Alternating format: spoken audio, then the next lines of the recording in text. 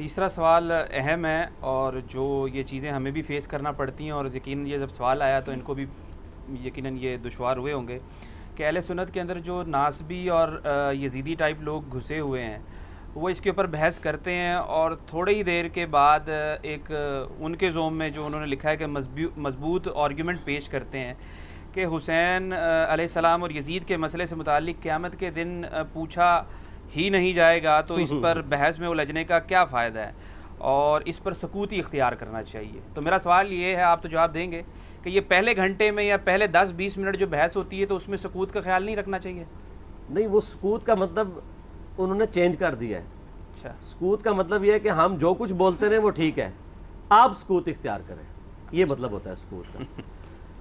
میں اس سوال کے اوپر نا 2 گھنٹے بول سکتا ہوں، لیکن کوشش کروں گا کہ میں مختصر سے وقت میں یہ کیڑا نکالوں۔ یہ موسٹ آسکڈ کوسچن ہے اس وقت، اور وہ بھی صرف اس لیے بنا ہے کہ میں نے کچے چٹے کھول دیے ہیں آل امیہ کے، بخاری اور مسلم کی روشنی میں۔ اب ان کو پڑ گئے ہیں ہاتھ پاؤں، تو اب یہ کہہ رہے ہیں سکوت اختیار کریں۔ جب آپ لوگ ناسبیت پھیلا رہے تھے، ناسبی کہتے ہیں جو سیدنا علی کے خلاف کھڑے ہونے والے لوگ ہیں، یزیدیت پھیلا رہے تھے، اس وقت آپ لوگوں کو کوئی شرم و حیا نہیں آئی ہے۔ اس وقت اگر آپ کو کہتے بھی تھے سکوت اختیار کریں تو آپ کہتے تھے نہیں جی نہیں، یہ بڑا ضروری ہے، یہ آج کل بدعت پھیلی ہیں، ہم نے اس پہ بولنا ہے، یہ کرنا ہے۔ اب جب آپ کو آ کے کسی نے کنفرنٹ کرنا شروع کیا ہے اور آپ کا پورا کچا چٹا کھول کے بخاری مسلم کی روشنی میں یہ ریسرچ پیپر لکھ دیا ہے، 200 احادیث میں نے اس میں جمع کی ہیں اکثر بخاری مسلم سے، واقعہ کربلا کے پس منظر کے اوپر۔ یہ کربلا ایک دن میں نہیں ہوئی، اب ان کو پڑ گئے ہاتھ پاؤں اور یہ کہہ رہے ہیں وہ جی ایسی باتیں نہیں کرنی چاہیے۔ پہلے میں تو الزامی جواب اس کا دیتا ہوں، الزامی جواب پھکی والا، اینٹی وینم، لاجیکل آنسر اس لیے ضروری ہوتا ہے تاکہ دماغ میں ڈرل ہو، کوئی بات اندر داخل ہو۔ مجھے یہ بتائیں کہ ڈاکٹر ذاکر نائک نے جب 2009 کے اندر یزید کو رضی اللہ عنہ کہا، اس وقت کون کون سے علماء تھے اہل حدیث کے یا دیوبند کے؟ بریلویوں کو بھی تھے لیکن وہ بھی اپنی حاضری لگا رہے تھے، ان کو چھوڑ دیں۔ شیعہ نے تو بولنا ہی تھا کہ جنہوں نے فرنٹ سے لیڈ کر کے ڈاکٹر ذاکر نائک کو یہ کہا ہو کہ آپ سکوت اختیار کر لیں،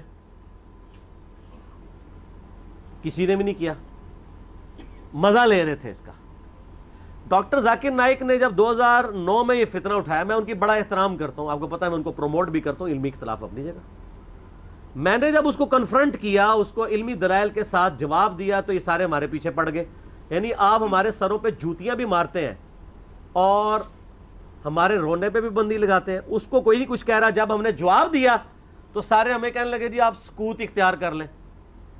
ڈاکٹر ذاکر نائک کو کسی نے کہا سکوت اختیار کریں؟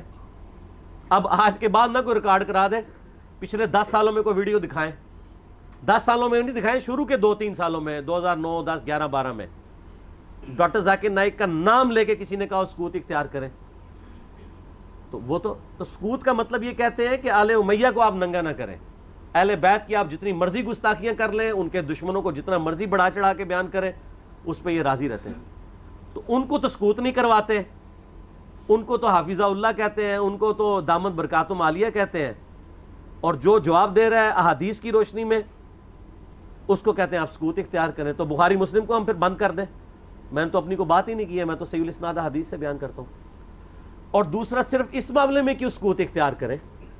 وہ کہتے ہیں نہیں اس لیے دیکھیں جی کربلا ہو چکی، کام ختم ہو گیا، اثرات تو آج تک ہے، وہ تو پھر غزوہ بدر بھی ہو چکی ہوئی ہے، تو رمضان شریف میں آپ غزوہ بدر کے اوپر کیوں جمعے پڑھاتے ہیں؟ ختم کریں، غزوہ احد پہ ختم کریں، میلاد کے بھی سب کچھ پروگرام ختم کریں۔ نبی علیہ السلام پیدا ہوئے تھے، فوت ہو چکے، جنتوں میں زندہ ہیں، لیکن اب دنیا میں تو نہیں ہے۔ ان چیزوں کو یاد کیوں رکھا جاتا ہے؟ زندہ قومیں اپنے ماضی کے واقعات کو یاد رکھتی ہیں۔ پھر پورے کا پورا قرآن انسانی تاریخ کے کتنے بڑے بڑے واقعات بتاتا ہے جو ختم ہو چکے ہیں۔ برادران یوسف فوت ہو چکے ہیں، لیکن آج تک قرآن میں عبرت کے لیے انہوں نے جو کچھ اپنے بھائی کے ساتھ کیا، اور برادران یوسف وہ صحابی ہیں جن کا باپ بھی پیغمبر ہے، بھائی بھی پیغمبر ہے، ڈبل صحابی ہیں، لیکن آج بھی ان کی مثال دی جاتی ہے۔ تو کوئی اسے کوئی یہ نہیں سمجھتا کہ گستاخی ہو گئی ہے۔ پھر الٹیمیٹلی آ کے تو وہ سورہ بقرہ کی آیات پیش کرتے ہیں، تلک امۃ قد خلت لہا ما کسبت ولکم ما کسبتم، اور ظالموں اس آیت کا ترجمہ ہی تم لوگوں نے بدل دیا ہے۔ یہ تو کانٹیکسٹ سٹارٹ ہو رہا ہے کہ یہودی کہتے تھے ہم ابراہیمی ہیں, ہمیں ابراہیم کی نسبت کام آ جائے گی. تو اللہ نے فرمایا تلک امت قد خلت, وہ بڑی نیک امت تھی, وہ تو جا چکی ہے. لہا ما کسبت ولکم ما کسبتم, ان کے لیے ان کے نیک اعمال ہیں اور تمہارے لیے تمہارے نیک اعمال ہیں. لہا ما کسبت ہے, علیہا کے ساتھ نہیں ہے. علیہا ہو تو ان کی گناہ کا وبال ان پہ, تمہارے گناہ کا وبال تم پہ. ان نیکیوں کے لیے بات ہو رہی ہے کہ کسی پرانے بزرگوں کی نیکیاں تمہارے کام نہیں آئیں گی. یہ نہیں بات ہو رہی کہ پرانے بزرگ اپنی برائیاں ساتھ لے گئے اور تم بھی اپنی برائیاں ان کو چھوڑو, ان کو ڈسکس ہی نہ کرو. یہ قرآن بات کیسے کر سکتا ہے؟ قرآن تو خود پرانوں کی غلطیوں کو ڈسکس کرتا ہے عبرت کے لیے. تو ترجمہ ہی بدل دیا. یہ یہودیوں کو ٹانٹ کیا گیا تھا کہ تم ابراہیمی ہونے کا دعویٰ کرتے ہو اور کہتے ہو ابراہیم کی نسبت ہمیں کام آئے گی, ان کے نیک مال تو وہ ان کے نیک مال ان کے لیے تھے. ہم ویسے کر رہے یہی ہیں, یا اللہ جو کچھ بھی ہے تیرے محبوب کی امت سے ہے. اس کے لیے, اس کو کنڈیم کرنے کے لیے تھا. انہوں نے پکڑ کے اس کا ترجمہ ہی بدل کے اور ہی مطلب اس میں سے نکال دیا. تو پھر اللہ تعالیٰ کی طرف سے بھی بندے چھوڑ دیے جاتے ہیں نا ایسے لوگوں پہ. پھر جو جھوم جھوم کے کہتے ہیں کہ نہ میں وابی نہ میں بابی, میں ہوں مسلم علمی کتابی, آؤ علمی کتابی بات کرو. تو ان سے یہ پوچھیں کہ یہ جو آپ دفاع صحابہ کانفرنسز کرتے ہیں, تو قیامت والے دن آپ سے پوچھا جائے گا کہ آپ نے صحابہ کرام کے دفاع کے اوپر کانفرنسیں کرنی ہے کہ نہیں؟ کیوں نہیں ہے کسی حدیث میں, آیت میں؟ تو کیوں کر رہے ہیں؟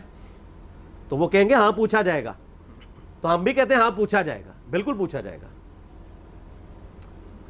سورہ تکاثر میں آتا ہے نا ثم لتسألن یومئذ عن النعیم, پھر اس قیامت کے دن تم سے ہر نعمت کے بارے میں پرسش ہوگی. کیٹاگوریکل ہے. جس کو اللہ نے علم دیا ہے نا, یہ اس کے پاس نعمت ہے, اس کے بارے میں پوچھا جائے گا علم آگے تک پہنچایا کہ نہیں, اور نہیں پہنچایا ہوگا تو لعنتی ہوگا وہ.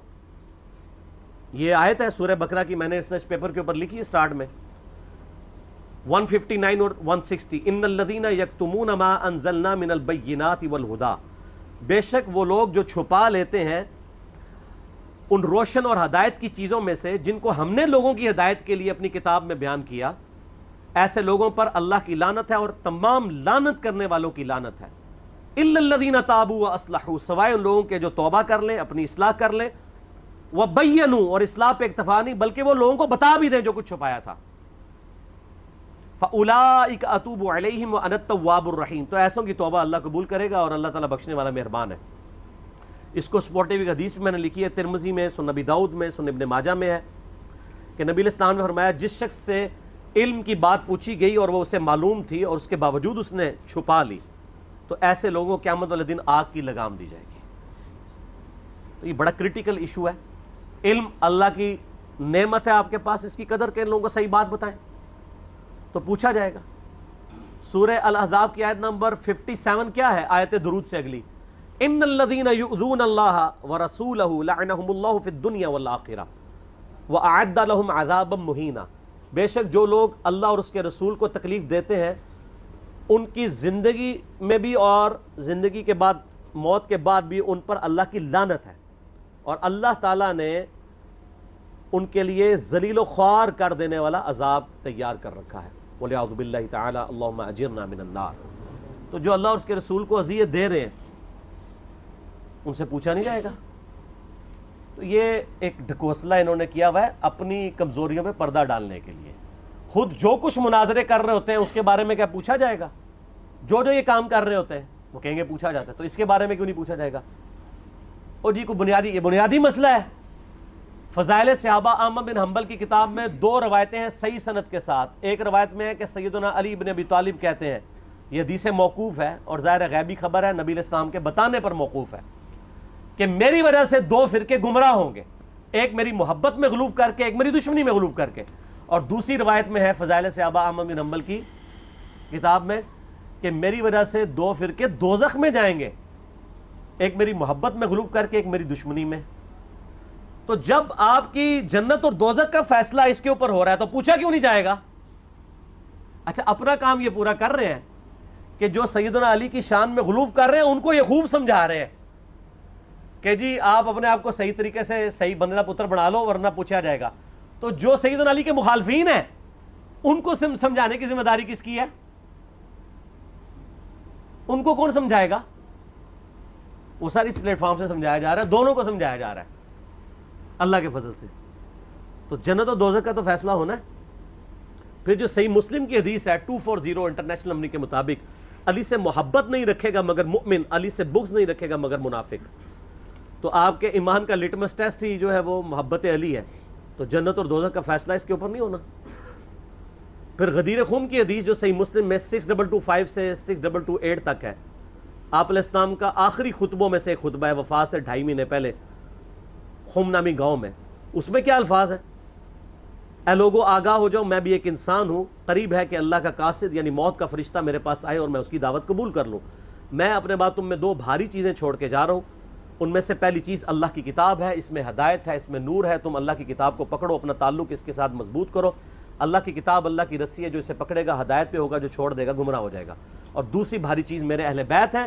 پھر 3 دفعہ آپ علیہ السلام نے فرمایا میں اپنے اہل بیت کے معاملے میں تمہیں اللہ کا خوف دلاتا ہوں، میں اپنے اہل بیت کے معاملے میں تمہیں اللہ کا خوف دلاتا ہوں، میں اپنے اہل بیت کے معاملے میں تمہیں اللہ کا خوف دلاتا ہوں. جب نبی علیہ السلام آپ کو ڈرا رہے ہیں، وہاں تو کسی نے کہا یا رسول اللہ اہل بیت کے بارے میں پوچھا جائے گا. پھر المستدرک الحاکم میں صحیح سند کے ساتھ حدیث ہے انٹرنیشنل نمبر کے مطابق 4712 کہ نبی علیہ السلام نے فرمایا اگر کوئی شخص پوری زندگی حجر اسود اور مقام ابراہیم کے درمیان نمازیں پڑھتا رہے اور روزے رکھتا رہے اور قیامت والے دن اللہ سے اس حال میں ملاقات کرے کہ ہم اہل بیت کا بغض اس کے دل میں ہوا، تو اللہ اسے ضرور دوزخ میں داخل کرے گا. اگر اہل بیت کا بغض نمازوں کے باوجود، اور عام نمازیں نہیں، حجر اسود اور مقام ابراہیم کے درمیان اور روزے رکھنے کے باوجود آپ کو دوزخ میں لے جا سکتا ہے، تو کیوں نہیں پوچھا جائے گا؟ ایک کہانیاں بند کرو.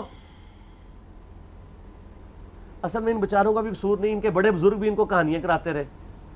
انہوں نے وہی کہانیاں سن کے تو آگے بیان کی. ان کو کیا پتا تھا کہ آگے تو مسئلہ کھڑا ہو جائے گا. آگے تو ہر جگہ یہ آواز آ رہی ہے کہ نہ میں وہابی، نہ میں بابی، میں ہوں مسلم علمی کتابی. ان کے تو گاٹے فٹ ہوگی یہ چیز. تو یہ اتنی ساری آیات اور احادیث اس بات کا ثبوت ہے کہ یہ سچائی ہے. اور یہ سکوت کا صرف آپ کو کہتے ہیں، جو بکواسات کر رہے ہوتے ہیں ان کو نہیں کہتے. مودودی صاحب کے پیچھے پنجے جھاڑ کے پیچھے پڑ گئے، جی مودودی صاحب نے خلافت و ملوکیت لکھ کے مصیبت کھڑی کی. اور بھائی جو آپ کے روحانی ابا جی محمود احمد عباسی صاحب منکرین حدیث میں سے تھے، جنہوں نے خلافت معاویہ اور یزید کتاب لکھ کے سیدنا علی کی گستاخیاں کی، حسین ابن علی کی گستاخیاں کی علیہم السلام، اس کے جواب میں خلافت و ملوکیت آئی ہے. کہتے نہیں ایویں لکھ دی، ایویں نہیں لکھی، جواب میں لکھی ہے. اور پھر سعودیہ کی فنڈنگ کے بعد یہاں پہ لوگوں نے جب حسین ابن علی کو نیچے کرنا شروع کیا اور یزید کو اوپر اور یزیدی پارٹی کو اوپر کرنا شروع کیا، تو پھر 5B آ گیا. آپ دیکھیں کبھی بھی انیشیٹو اہل بیت کے چاہنے والوں کی طرف سے نہیں لیا جاتا. یہ تو ہم جواب والی سائڈ پہ بیٹھے ہوتے ہیں، ہمیشہ یہ پنگا لیتے ہیں، ہم جواب دیتے ہیں. جب جواب دیتے ہیں ان کی ہوتی ہے ٹھکائی، پھر یہ کہتے ہیں سکوت اختیار کر لیں. سمجھ آ گئی آپ کو پوری گیم؟ یہ سکوت کا بات یہ کرتے ہی اس لیے ہیں کہ ان کی ہوتی ہے ٹھکائی. ان کو تو یہ حدیثیں ہضم نہیں ہوتی ہیں. اب یہ اپنے عوام کو منہ نہیں دکھا سکتے، پھر ان کو بڑی مصیبت کھڑی ہو جاتی ہے کہ اب کیا کریں، کس طریقے سے اب قابو کریں. تو آخری حل یہ ہے سکوت اختیار کر لیں. سکوت آپ لوگوں نے تو کوئی نہیں اختیار کیا ہوا. آپ کے سامنے جب صحابہ کرام کی توہین ہوتی ہے تو آپ کیوں شیعہ کو سمجھاتے ہیں؟ سکوت اختیار کریں نا. کون سا آپ سے قیامت دن پوچھا جائے گا؟ یہ میں الزامی طور پہ بات کر رہا ہوں. اور آپ کے بڑے بزرگ سیدنا علی اور حسین ابن علی کی گستاخیاں کریں، ان سے اپنے بغض کا اظہار کریں. جب ہم ان کو سمجھائیں تو ہمیں کہتے ہیں آپ سکوت اختیار کریں. تو سر یہ 2 نمبر پالیسی چھوڑ دیں. میں نے پہلے بھی ان کو کہا ہے کہ لوگ گھاس کھانا چھوڑ چکے ہیں. پہلے لوگوں کو آپ نے بے زبان بھیڑے بنایا ہوا تھا، اب لوگوں کے ہاتھ میں قرآن و حدیث آ گیا. اور اس ریسرچ پیپر کے بعد تو یقین کریں ان کے پلے کوئی شے نہیں رہی ہے. یہ ریسرچ پیپر آپ ضرور منگوا کے پڑھیں. ایکسٹرا آرڈنری ریسرچ پیپر ہے. انشاءاللہ آپ کو معاملات کلیئر ہو جائیں گے انشاءاللہ تعالی. ٹھیک ہوگی؟